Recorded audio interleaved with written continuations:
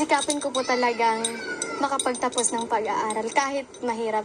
Kasi wala namang estudyante na hindi nahihirapan, di ba?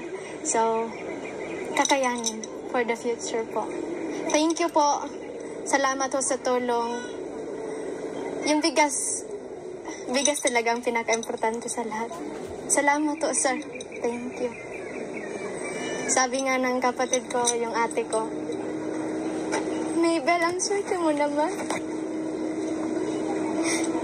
Babalik ako ng Davao mamaya na hindi kayo magugutom. Kaya salamat ho, sir. Thank you so much.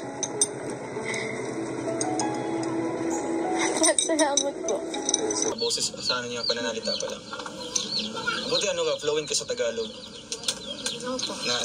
Natututo ka din. Sino yung ano niyo, valedictorian niyo? Pero, ikaw? Wow!